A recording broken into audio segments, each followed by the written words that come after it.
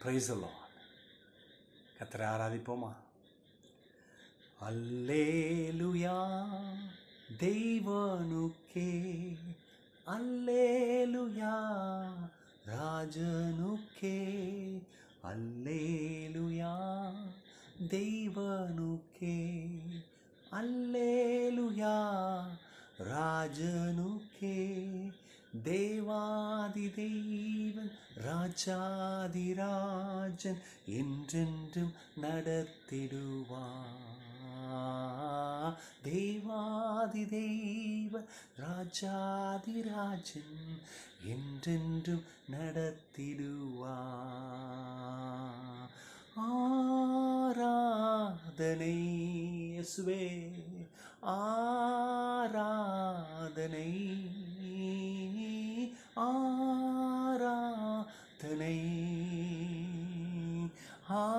ஆராதனை. அல்லேலூயா, அல்லேலூயா ஆராதனை உமக்கே. எல்லாரும் சேர்ந்து சொல்லுவோம். அல்லேலூயா, அல்லேலூயா ஆராதனை உமக்கே. துணையாளரே, துணையாளரே, துன்பத்தில் தாங்கும் மணவாளனே. துணையாளரே, துணையாளரே, துன்பத்தில் தாங்கும் மணவாளரே. கண்ணீரை நீக்கி காயங்கள் ஆற்றி கனிவோடு நடத்திடுவார். ஆமென். என் கண்ணீரை நீக்கி காயங்களாற்றி கனிவோடு நடத்திடுவார். ஆராதனை, ஆராதனை, ஆராதனை. சோத்திரமப்பா. ஆராதனை. அல்லேலூயா, அல்லேலூயா ஆராதனை உமக்கே. அல்லேலூயா, அல்லேலூயா ஆராதனை உமக்கே. எல்லாரும் இருக்கிற இடத்துல இந்த துணையாளரை நோக்கி, எங்கள் துன்பத்தில் தாங்கி நடத்துகிற எங்களுடைய மணவாளனே நன்றி அப்பா. கண்ணீரோடு காயங்களோடு இந்த காலவெளியில் முழு சமூகத்தில் வந்து நிற்கிறாங்க அவங்க பிள்ளைங்க. கண்ணீரை துடைக்கிறவர் நீர்தான். எங்களுக்கு அருமையானவர்கள், எங்கள் சொந்தங்கள், எங்களுடைய நண்பர்கள் எங்கள் கண்ணீரை தொடச்சி விடுவாங்க. ஆனால் அதுக்கு வேண்டிய தீர்வை செய்து முடிக்க முடியாது. கண்ணீரை துடைப்பவர் என்று சொன்னால் நீர்தான் தீர்வை கொண்டு வருகிறவர். காயங்கள் ஆற்றுங்கப்பா. அநேக உள்ளங்கள் சீல் பிடித்து காயத்தில் அகோரமாக இருக்கு.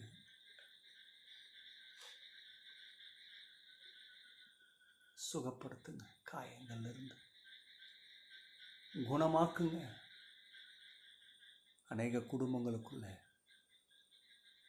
சுக வேணும், சீல் பிடித்திருக்கு, வேதனை, பலவிதமான காரியங்கள். நீர் தானப்பா விடுதலை செய்யணும்.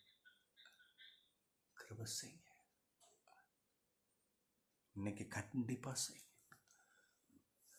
இன்னைக்கு தேவனே, பிள்ளைகள் இதை கேட்டுக்கொண்டிருக்கும் பொழுது உன்னத அபிஷேகம் அவர்கள் மேல் இறங்கி அவர்களை தொட்டு சுகமாக்க போவதற்கு நன்றி. விடுதலை தரப்போவதற்கு நன்றி. தொடர்ந்து பெரிய காரியங்களை செய்யுங்க இயேசுவின் நாமத்திலே. ஆமென், ஆமென். கர்த்தர் பெரிய காரியங்களை செய்வார். தேவ மக்களை, 1 கொரிந்தியர் 13:10 வாசிக்கிறேன். நிறைவானது வரும்பொழுது குறைவானது ஒழிந்து போகும். இது அநேகர் நீங்கள் கேள்விப்பட்டிருப்பீங்க இந்த வசனத்தை. ஆனால் அநேகர் இதை எப்படி புரிஞ்சு கொள்கிறாங்கன்னா, ஒரு விஷயத்தை புரிஞ்சு கொள்கிறாங்க. என்னென்னா, நிறைவு வரும் பொழுதுனா ஒரு ஆசீர்வாதம், ஒரு சுகம் வரும் பொழுது அந்த இடத்துல சுகம் என்ன இருக்காது. ஆசீர்வாதம் வரும்போது தரித்திரம் வராது. அது கரெக்டு தான். ஆனால் அதோட அவங்க வைண்ட் அப் பண்ணிடுவாங்க. அதுதான் இதை சொல்லுதுன்னு. ஆனால் அந்த அதிகாரத்தில் முன்னும் பின்னும் பார்த்தீங்கன்னா, இந்த அப்போஸ்தலன் இந்த சபைக்கு என்ன சொல்கிறாரு, மனுஷனை எப்படி கட்டுறாரு, என்ன தேவைன்றாரு, எது கிறிஸ்தவ ஜீவின்றாரு, அதை கொஞ்சம் கவனிக்கணும். ஆங்கில மொழிபெயர்ப்பில், but when the time of perfection come, this partial things will become useless. அது பயனில்லாமே போயிடுன்றாங்க. அது இருந்தும் பிரயோஜனம் இல்லை. ஃபார் எக்ஸாம்பிள், திடீர்னு கவர்மெண்ட் ஒரு புது கரன்சியை கொண்டு வராங்க. அதுக்கு பதிலாக பழைய நோட்டை அதை திரும்பி வாங்கிக்கிறாங்க. இனி அதுக்கப்புறம் செல்லாதுன்றாங்க. சில நாட்கள் கழித்து இந்த பழைய நோட்டை எடுத்துகிட்டு போனீங்கன்னா செல்லாது. அதில் நீங்கள் கொடுத்து எதுவும் வாங்க முடியாது. அது எப்படியோ இந்த பர்ஃபெக்ஷன் எங்கேருந்து வருது? எப்படி ஒரு கவர்மெண்ட்டு அவங்க புது கரன்சியை கொண்டு வந்தால் தான் இந்த பழசுக்கு வேல்யூ இல்லாமல் போகிற மாதிரி, அப்போ இது கிங்டம், தேவனுடைய ராஜ்யத்திலிருந்து வர்றதை காண்பிக்கிறதா இருக்குது. ரொம்ப முக்கியமாக இந்த வசனத்தில் முன்னும் பின்னும் பார்ப்பீங்கன்னா, இந்த நிறைவானதுன்னு வரும் பொழுது முன்னாடி சில விஷயத்தை பார்க்குறோம். சில வார்த்தைகள் கையாளப்படுது. இதுக்கு பின்னாடி நீங்கள் பார்க்கலாம், அன்பை பற்றி சொல்கிறாரு. இந்த வசனத்தில், இந்த அதிகாரத்தில் கீழே பார்த்தீங்கன்னா, நம்பிக்கை, விசுவாசம், அன்பு, இவைகளை 3 சிறந்தது அன்புன்னு சொல்கிறாரு. அப்போ எதை காரியத்தை வலியுறுத்துறதுக்கு இந்த 10ஆம் வசனத்தில் நிறைவானது வரும் பொழுது குறைவானது ஓடி போகும்னு சொல்கிறாருன்னா, எது நிறைவு? இந்த வசனத்தில், இந்த அதிகாரத்தில் முக்கியமாக அங்கே ஒரு சத்தம் கேட்டுக்கிட்டே இருக்குது, அன்பு. அப்புறம் அடுத்தது என்ன? ஸ்பிரிச்சுவல் கிஃப்ட், ஆவிக்குரிய வரங்கள். இது கவனிச்சுக்கிட்டே இருக்கிறோம். அப்போ கவனிங்க, இதுதான் கடவுளுடைய எபிலிட்டியே. எது? இந்த அவருடைய அன்பும் அந்த ஆவிக்குரிய வரங்களும் தான் கடவுளுடைய எபிலிட்டியே. அப்போ இது ஒரு மனுஷன் தன்னுடைய வாழ்க்கையில் கொண்டு வரணும் பாருங்கள். தெய்வ அன்பை கொண்டு வரும்பொழுது தான், அந்த ஆவிக்குரிய வரங்களை கொண்டு வரும்பொழுது தான், அதுதான் நிறைவானது. அந்த நிறைவானது வரும்பொழுது தான் இந்த குறைவாக இருக்கிற இந்த பலவிதமான கிளேசங்கள், மன அழுத்தங்கள், போராட்டங்கள், சந்தேகம், பயம், இதெல்லாம் ஓடி போகும் பாருங்கள். இதெல்லாம் ஏன் இன்றைக்கி இம்பார்ட்டன்ட் ரோல் பண்ணிக்கிட்டு இருக்குன்னு சொன்னால், இந்த நிறைவானது, இந்த அன்பு வரல, தெய்வீக அன்பு வரல. இன்றைக்கி நிறைய பேர் நிறைவுனா என்ன நினச்சிட்றோம்? அது ஆசீர்வாதம் தாங்க. ஆனால் நிறைவுன்னு சொல்லும் பொழுது அது எதை மையப்படுத்தியிருக்குன்னா, தெய்வீக அன்பை மையப்படுத்தியிருக்கு. தெய்வ அன்புல தான் அவ்வளோ பெரிய புதையலே இருக்குது. தெய்வ அன்பை வச்சு ஒரு மனுஷன் கட்டணும். இன்றைக்கி பாருங்கள், உலகம் நிறைய ஆஃபர் பண்ணுது. அதெல்லாம் பார்த்து மயங்கி போய் அன்பை தூசியாக நினச்சிடுறாங்க, தூக்கி குப்பையில் போட்டுடுறாங்க. அப்புறம் பாருங்கள், காலப்போக்கில் இந்த மனுஷனுடைய இருதயத்தில் இந்த தெய்வ அன்பு இல்லாதனால பலவித ரூட் காஸ்க்கு காரணமாயிருது பாருங்கள். அது கடைசியில் என்ன ஆயிடுதுன்னா, அநியாயத்தை நியாயப்படுத்துகிறாங்க, அசுத்தத்தை சுத்தன்றாங்க. இதெல்லாம் இந்த காலத்தில் செய்யாமல் நீங்கள் எந்த காலத்தில் இருக்கீங்கன்றாங்க. அப்படியே வாழ்க்கை மாறிடுது, தரம் மாறிடுது, எண்ணம் மாறுது, யோசனை மாறுது, புத்தி மாறுது, செய்கைகள் மாறுது. ஏன்னா இந்த தெய்வ அன்பை மிஸ் பண்ணிட்டான், அவ்வளோதான். அன்றைக்கி உங்களுக்கு ஒரு சீக்கிரட்டை சொல்கிறேன். ஒரு வெற்றியுள்ள குடும்ப ஜீவியம், ஒரு நல்ல பரிசுத்த ஜீவியம், ஒரு நல்ல கனித்தரு ஜீவியம் செய்யணும்னா உங்களுக்குள்ள இந்த கிறிஸ்துவின் அன்பு, அந்த நிறைவானது வரும் பொழுது தான் உங்களையும் என்னையும் ஆட்டி படைச்சிக்கிட்டு இருக்கிற இந்த குறைவானதாகிய சந்தேகம், பொறாமை, எரிச்சல், பலவிதமான நாட்டங்களும் இது இல்லையே அது இல்லையே இப்படியே பேசிகிட்டு இருக்கோம் பார்த்தீங்களா. இதனால் குறைவான காரியம். இதனால் ஏன் ஒழிய மாட்டுறது, ஏன் இன்றைக்கி அது நம்மளை ஆண்டுகிட்டு இருக்குன்னு சொன்னால் இந்த நிறைவை நம்ம கொண்டு வரல. எது? தெய்வ அன்பை கொண்டு வரல. எத்தனை பேருக்கு நான் சொல்கிறது வழங்குது? உதாரணத்துக்கு பார்த்தீங்கன்னா, மோசே பாருங்கள், நல்ல மனுஷன், மீதியான் தேசத்தில் போய் அவர் செட்டில் ஆகிடுறாரு. அப்புறம் பாருங்கள், கர்த்தர் அவரை கூப்பிட்றாரு, கால் பண்ணுறாரு, வாப்பான்னு. நீதான்ப்பா என்னோடய ஜனத்தை போய் மீட்டு எடுத்துகிட்டு வரணும்னா முடியவே முடியாதுன்றாரு. எனக்கு அதுக்கு பாசிபிலிட்டிஸ் இல்லை, தாளந்தில்லை, திக்குவாயி நிறைய சாக்கு போக்கு சொல்கிறார். கர்த்தர் அவரை பலப்படுத்தி சகாயப்படுத்தி அவருடைய அன்பு எவ்வளோ உயர்த்தரான்னு சொல்லி காமிக்கிறாரு. அவனை கனப்படுத்துகிறாரு, அவன் கையில் இருக்கிற கோலை கனப்படுத்துகிறாரு. பாருங்கள், இதில் தான் மோசைக்கு விளங்குது கடவுளுடைய அன்பு எவ்வளோ சிறந்தது. அது ஒரு மனுஷனை பண்படுத்தும், உருவாக்கும். அது இருந்தால் போதும். அப்போ பாருங்கள், எகிப்துக்கு போகிறாரு, இஸ்ரேல் மக்களை மீட்டெடுத்துட்டு வராரு. அப்புறம் இஸ்ரேல் ஜனத்தை அவர் தான் நியாயம் விசாரிக்கிறாரு, பெரிய பெரிய காரியங்கள் செய்கிறாரு, திட்டம் போடுறாரு, நடத்துகிறாரு.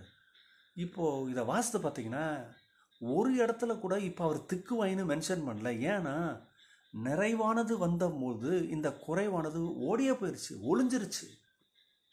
இது எப்படியோ இன்றைக்கி நம்முடைய வாழ்க்கையில் நிறைவாகிய கிறிஸ்துவின் அன்பை கொண்டு வாங்க. இந்த குறைவானது ஒளிந்து போகும். இந்த பிசாசுக்குரியது, பெய்த்தனத்துக்குரியது, மந்த புத்தி, இந்த உலக இச்சை, மாய, இதெல்லாம் ஒளிஞ்சு போகும். பாருங்க, வேற வழியே இல்லை. உங்கள் உள்ளத்தில், என் உள்ளத்தில் அவருடைய அன்பை கொண்டு வந்து வைக்கும் போது தான், அதை உணரும் பொழுது தான், அதை மேன்மையாய் நினைக்கும் போது தான் இவைகள் ஓட்டம் பிடிக்கும். கடைசியாக 2வது இந்த வசனத்தில் இன்னொரு காரியம் இருக்குது. இது 11ஆம் வசனத்தை ஆதாரமாக எடுக்கிறேன். என்ன வருது? இந்த அப்போஸ்தலன் என்ன சொல்கிறாரு? குழந்தையை போல சிந்தித்தேன், குழந்தையை போல யோசித்தேன், குழந்தையை போல பேசினேன். நான் புருஷனான போது குழந்தைக்கேற்றவைகளை ஒழித்து விட்டேன். அப்போ இதிலிருந்து என்ன பார்க்குறோன்னா, ஏதோ ஒரு வளர்ச்சி. It is about maturity, the life of maturity in Christ. இந்த வசனம், இந்த நிறைவானது வரும்பொழுது குறைவானது ஒளிந்து போனால் என்ன நிறைவுனா, இந்த மெச்சூரிட்டி. அதாவது என்னென்னா, அந்த அனுபவம், அந்த முதிர்ச்சி. இது எப்படி இந்த முதிர்ச்சி உண்டாகும்? கடவுளுடைய வேத வார்த்தையில் தான் உண்டாகும். அப்போ பாருங்கள், ஒரு மனுஷனுடைய வாழ்க்கையில் வேத வார்த்தையின் மூலம் அந்த முதிர்ச்சி, அந்த மெச்சூரிட்டி வரும்பொழுது குறைவு வந்து உங்களை ஆளுகை செய்யவே முடியாது. அதை தான் இங்கே இந்த அப்போஸ்தலன் சொல்கிறாரு. இன்றைக்கி முதிர்ச்சி இல்லாதான் பிரச்சனை. இன்றைக்கி எது முதிர்ச்சின்னு நினைக்கிறாங்கன்னா, அவங்க இந்த லெவலுக்கு வந்துட்டாங்க, அவன் இதை செஞ்சிட்டான், அவன் இதை வாங்கிட்டான், அப்போ அதுக்கு நான் முயற்சி எடுக்கணும். அந்த முயற்சி எடுக்கிறது தான் அது என்னமோ அனுபவமும் மெச்சூரிட்டியாக நினைக்கிறாங்க. இல்லை, அது கிடையாது. அது நீங்கள் அவங்கள பார்த்து வந்ததுக்கு பேர் பைபிள் சொல்கிறது. நான் சொல்கிறேன், நானாக சொல்லலை. இன்னொருத்தவங்களை பார்த்துட்டு அது எனக்கும் வேணுன்றதுக்கு பேர் என்னென்னா இச்சை. ஆனால் நீ கடவுளை பார்த்துட்டு கடவுள்கிட்ட இருந்து எடுக்கிறதுக்கு பேர் அது ஜோதிகளின் பிதாவில் இடத்துலேருந்து வர்றது நல்ல ஈவு. டிஃப்ரெண்ட் இருக்குது பார்த்தீங்களா? நான் டிஃப்ரெண்ட்டை பேசிகிட்டு இருக்கிறேன்.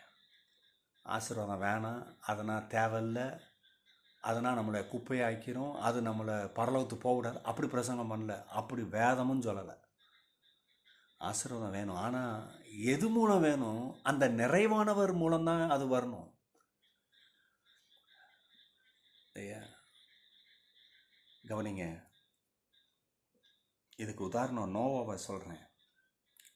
அவர்கிட்ட இந்த ஸ்பிரிச்சுவல் மெச்சூரிட்டி வந்ததுக்கு காரணம் என்னென்னா, வேத வார்த்தை அப்படியே கேட்டு கொஞ்சம் கூட பிசகாதபடி அதை கொஞ்சம் டைல்யூட் பண்ணி இப்படி சொல்லியிருக்கிறாரு, அதெல்லாம் கஷ்டம், நாம் இப்படி செஞ்சுக்கலாம், இல்லை, அதை அக்யூரேட்டாக கரெக்டாக, இல்லை அவர் சொன்னது தான், அதில் கரெக்டாக இருக்கும் அப்படின்னு செய்யும் பொழுது தான் அந்த மெச்சூரிட்டி வருது.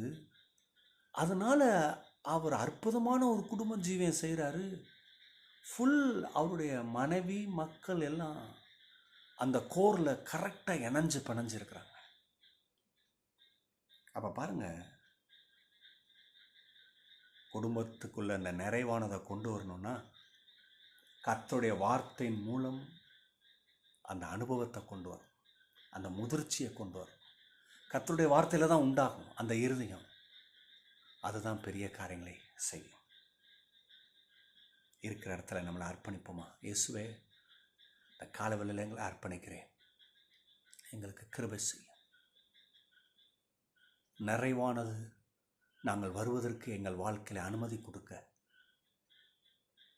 எங்களுக்கு கிருபை பாராட்டும். எங்கள் புத்தியை சீர்படுத்தும். எங்களை விட்டு இந்த குறைவானது அகன்று போகட்டும். இயேசுவே, எங்களுக்கு உதவி செய்யும். ஆமென். God bless you. கர்த்தர் பெரிய காரியங்களை செய்வார். ஆமென்.